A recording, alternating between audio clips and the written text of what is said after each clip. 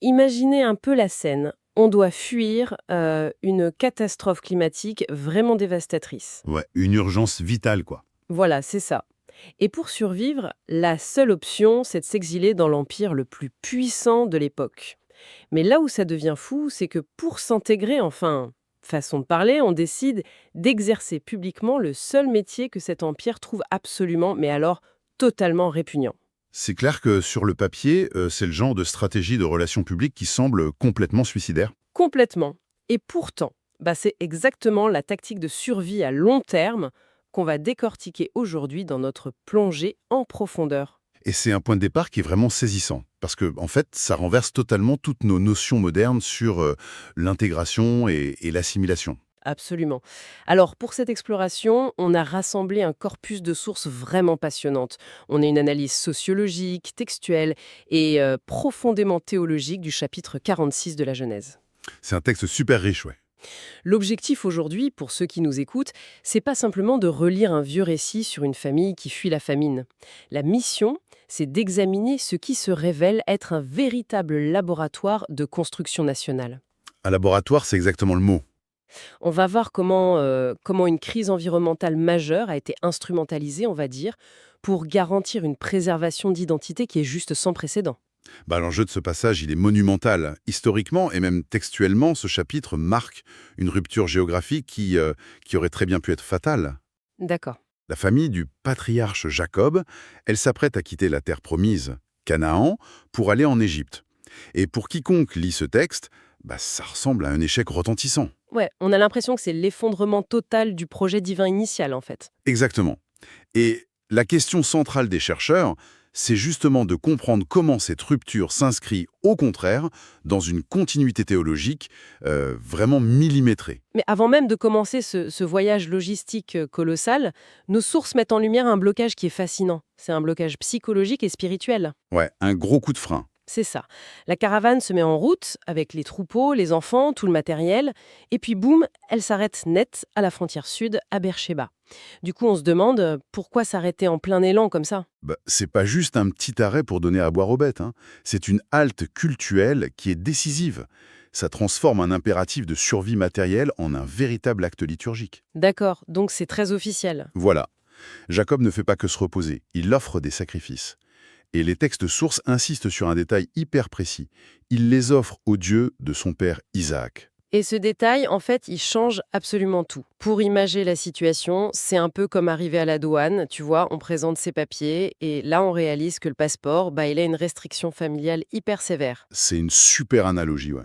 Isaac, le père de Jacob, c'est le seul des patriarches à qui Dieu avait formellement et explicitement interdit de quitter Canaan. Lors d'une famine précédente, Dieu lui avait dit de rester. Ouais, l'ordre était clair. Du coup, Jacob s'apprête à violer une jurisprudence familiale très directe. Donc il a besoin d'une sorte de visa théologique spécial. L'image du passeport, elle marche très bien. Et ce visa, il doit pas seulement garantir le passage de la frontière, il doit carrément offrir une forme d'immunité diplomatique. Rien que ça? Bah oui, Jacob est terrifié à l'idée que ce besoin de survie vienne détruire l'alliance qui a été contractée avec la divinité. Il a très peur d'être celui par qui le projet s'éteint définitivement. C'est une grosse pression sur ses épaules. Énorme. Et face à cette angoisse, le texte décrit une intervention pendant la nuit où Dieu l'interpelle avec un double appel, Jacob, Jacob. Et ça, c'est pas anodin, si je comprends bien. Pas du tout. Dans la littérature biblique, ce redoublement, c'est un marqueur d'urgence et d'importance capitale.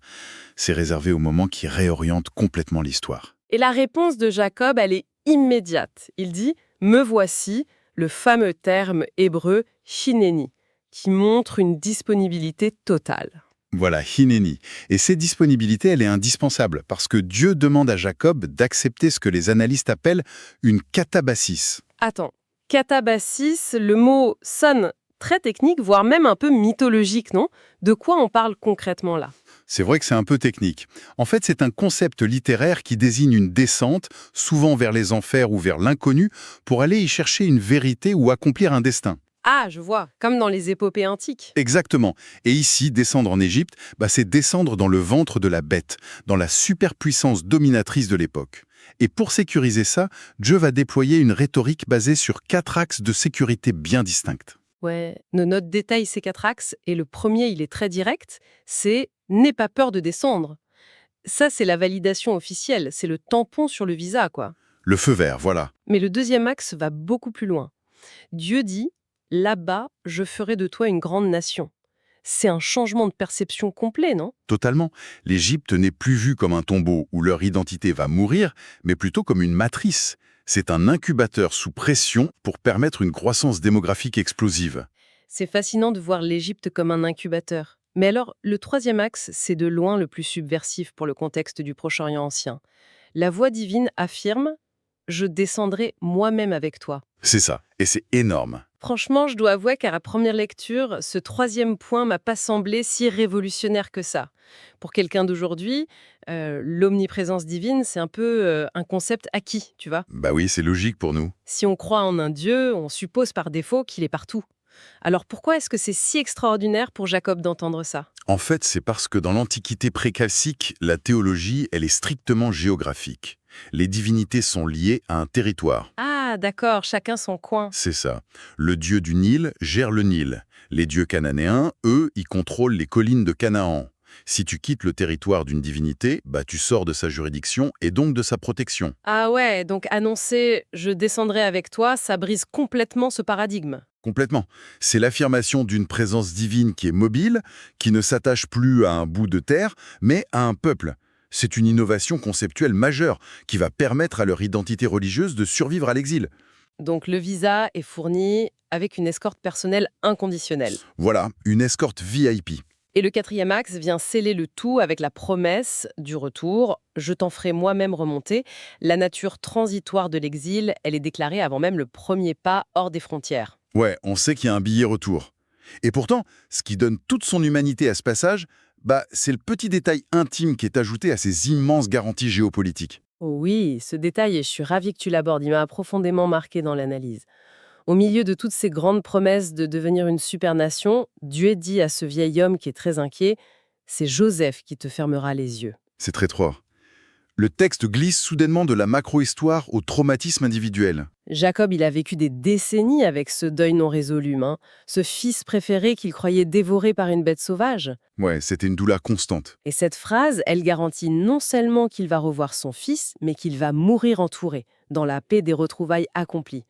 La psychologie de ce texte est vraiment remarquable. Il faut guérir le trauma du patriarche pour libérer l'énergie de tout un peuple. C'est très juste. Et une fois que cette frontière spirituelle est franchie, la logistique de ce grand mouvement devient vraiment le centre de l'attention du texte. Et les moyens qu'ils utilisent sont lourds de sens. C'est-à-dire? Bah, le récit insiste bien sur le fait que la famille utilise, je cite, les chariots que le pharaon avait envoyés. Ah oui, il y a une ironie géopolitique assez savoureuse dans ce détail. Le transport de cette modeste tribu, qui porte en elle les germes d'une foi qui va bouleverser le monde, est littéralement financé et opéré par la flotte impériale du pharaon. C'est fou, hein. L'outil du pouvoir séculier suprême sert en gros de taxi à une vocation spirituelle. Et cette ironie, elle illustre une compréhension très spécifique de la providence dans l'Antiquité biblique. Le divin ne perd pas seulement par des grands miracles cosmiques, il orchestre les rouages même de l'Empire égyptien pour ses propres plans. Donc le pharaon, sans le savoir, il investit les ressources de l'État dans la préservation du peuple qui, quelques siècles plus tard, va défier ce même empire lors de l'Exode. C'est un retournement de situation incroyable. C'est fascinant. Alors le financement, il est assuré. Mais regardons d'un peu plus près la liste des passagers. Les notes sociologiques de nos sources insistent vraiment sur la nature même de cette caravane. On ne parle pas juste d'une petite avant-garde. Non, c'est pas juste Jacob et 2 de ses fils qui partent en repérage. C'est ça. Le texte liste méticuleusement les fils, les filles, les petits-enfants et même l'intégralité du bétail. Et c'est là que les chercheurs utilisent souvent le terme de totalité organique ou de prototype ecclésiologique pour décrire cette méthode de déplacement. Ah, encore un terme qui mérite qu'on s'y arrête un peu. Prototype ecclésiologique, c'est une manière très savante de dire que c'est une sorte de modèle d'essai pour structurer une communauté fermée, c'est ça? Précisément. Il faut savoir que les migrations anciennes, elles étaient souvent très fragmentées. D'accord, donc les gens partaient pas tous en même temps. Voilà. Une partie de la famille partait chercher de quoi vivre, et l'autre restait pour conserver la terre. Mais le risque majeur d'une telle fragmentation, c'est la double dilution. C'est-à-dire que des deux côtés, on y perd. Exactement. Ceux qui restent s'assimilent aux cultures locales par vulnérabilité parce qu'ils sont trop peu nombreux, et ceux qui partent sont vite absorbés par la société d'accueil. Et donc là, en imposant le détassement d'un bloc homogène et total, il crée une masse critique suffisante pour maintenir un système culturel autonome, même en territoire étranger. Et c'est la stratégie parfaite. Ce qui nous amène très naturellement au document comptable de cette migration, la fameuse généalogie. C'est vrai que souvent, les listes de noms dans les textes anciens, ça peut sembler hyper fastidieux à lire. Oui, on a tendance à les sauter. Mais là, nos analystes montrent que ce catalogue généalogique cache une mécanique arithmétique qui est tout à fait délibérée. En fait, la structure même de la liste, c'est un message idéologique en soi. Elle est organisée autour des 4 matriarches, Léa, Zilpa, Rachel et Bila. Et c'est là que l'analyse des chiffres devient amusante et même un peu déroutante au premier abord. Si on prend les totaux qui sont fournis pour chaque branche matriarcale, on a 33 personnes pour Léa, 16 pour Zilpa, 14 pour Rachel et 7 pour Bilha. Jusque-là, on suit. Sauf que une simple addition de ces branches nous donne un résultat net de 70 personnes. Ouais, le compte est bon. Mais quelques lignes plus loin, le verset 26 affirme avec la même autorité que, je cite, 66 personnes ont fait le voyage. On a vraiment l'impression d'être face à une erreur de secrétariat monumentale. C'est vrai que ça saute aux lieux. A-t-on perdu 4 passagers en cours de route sur les chariots égyptiens? Qu'est-ce qui s'est passé? L'écart entre 66 et 70, c'est évidemment pas une erreur d'inattention de celui qui a rédigé le texte. C'est une construction théologique volontaire. D'accord, on a manipulé les chiffres pour faire passer un message. Exactement. Le chiffre 66 représente la réalité physique stricte. Ce sont les descendants qui ont vraiment fait le trajet en chariot depuis Canaan. Ok, et les 4 autres alors? Eh bien, pour atteindre le chiffre 70 mentionné dans la conclusion, la comptabilité antique opère une sorte de regroupement spatio-temporel. Elle ajoute Jacob, qui est l'entité englobante, ainsi que Joseph et ses 2 fils, Éphraïm et Manassé, qui eux sont déjà en Égypte depuis des années. D'accord, mais la question que tout le monde doit se poser alors, c'est le fameux pourquoi. Pourquoi tordre la réalité géographique immédiate pour forcer ce total mathématique à atterrir très exactement sur 70? C'est la bonne question. C'est sûrement pas juste pour l'esthétique d'avoir un chiffre rond, on est d'accord. Ah non, pas du tout. Faut comprendre que dans la symbolique de l'ancien Proche-Orient, les généalogies, c'est pas des recensements démographiques modernes comme on l'entend aujourd'hui. Ce sont des déclarations de nature et de fonction. D'accord. Et le chiffre 70, il renvoie directement au chapitre 10 de la Genèse, c'est la table des nations, qui répertorie très exactement 70 nations qui composaient l'intégralité du monde connu après le déluge. Ah, je comprends. Donc en appliquant ce chiffre cosmique de 70 à la famille de Jacob, le rédacteur envoie un signal qui est très clair. Il nous dit en gros, regardez, cette famille, c'est plus juste une simple tribu nomade. C'est un microcosme. C'est une humanité en miniature, ouais, une entité plénière. C'est brillant. La généalogie agit vraiment comme une photographie juridique. Elle vient figer l'identité et la légitimité d'Israël à la seconde même de son entrée dans la plus grande puissance mondiale. D'ailleurs, nos sources résument cette stratégie par un axiome génial.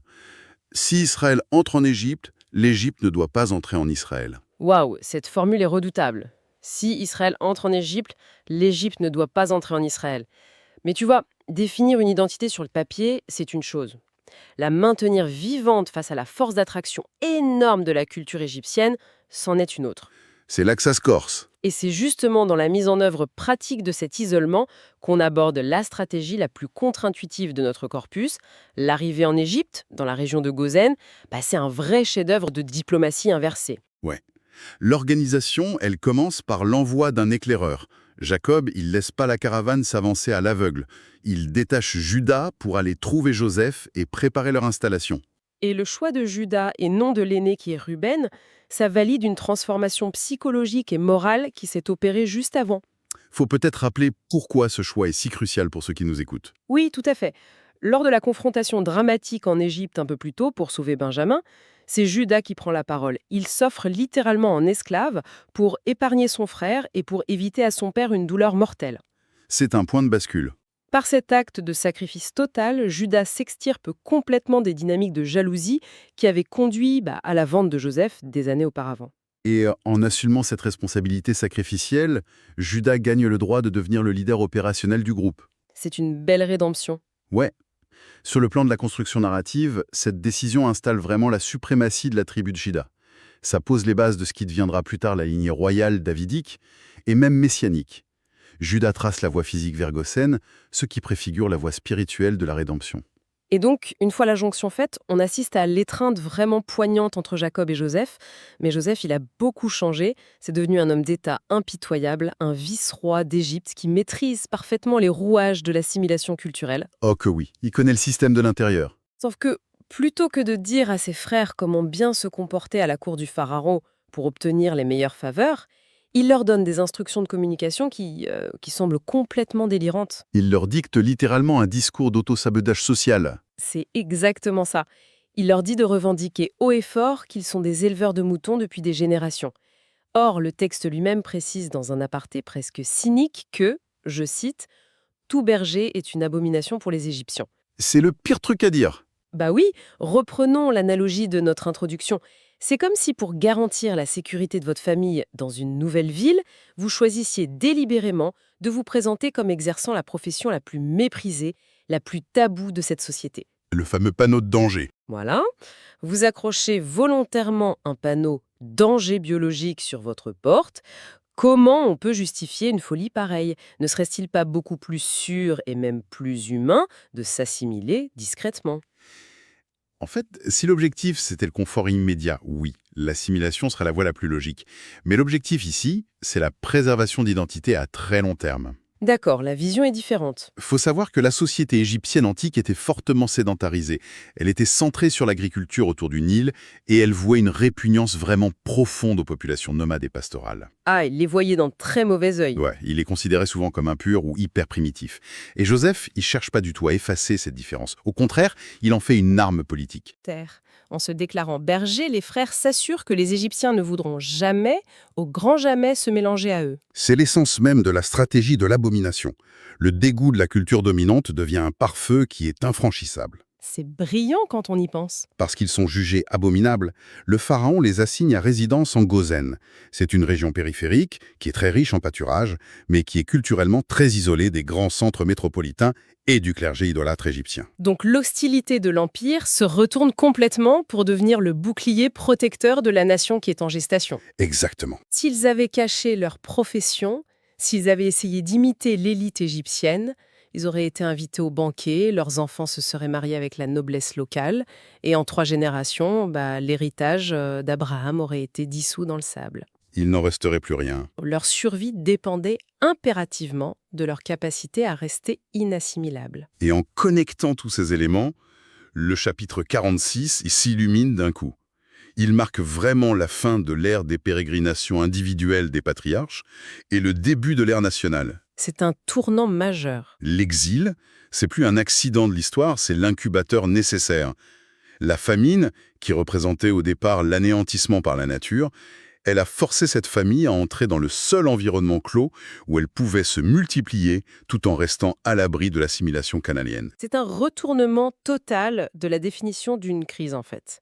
La menace existentielle devient l'outil même de l'accomplissement. C'est tout à fait ça. Et la portée de cette analyse, elle dépasse largement la simple étude historique. La déclaration divine « Je descendrai moi-même avec toi », elle offre une perspective vraiment saisissante sur la notion d'épreuve. Ah oui? Dans quel sens? Que l'on analyse ça sous un angle théologique ou même psychologique, le message c'est que l'entrée dans des périodes d'exil, d'incertitude ou d'isolement, nos propres Égyptes métaphoriques on va dire, ça n'équivaut pas à un échec ou un abandon. D'accord, c'est pas en punition. Non. Ces lieux de vulnérabilité sont très souvent les laboratoires exclusifs où se forge la résilience et la véritable identité. C'est un très beau message. On a débuté cette exploration en opposant la vision mécanique d'un simple déménagement à la réalité complexe de la construction d'un peuple. Et on a navigué à travers des passeports spirituels, des mathématiques symboliques et l'usage vraiment audacieux d'un stigmate social pour garantir la survie d'une minorité face à un empire dévorant. Et honnêtement, l'utilisation de ce stigmate, ça reste la leçon la plus contre-intuitive et la plus brillante de ce texte. Assurément. Voir comment l'intégrité d'une communauté a été sauvée en s'appuyant délibérément sur le mépris de la culture majoritaire, c'est fascinant.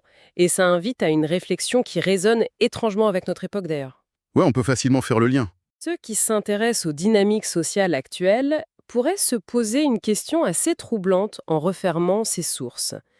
À notre époque, où la quête de validation sociale, d'inclusion absolue et d'approbation par la majorité semble dicter la plupart de nos comportements, à quel moment ce désir irrépressible de plaire à la culture dominante devient-il, paradoxalement, le mécanisme par lequel on sacrifie nos propres fondations?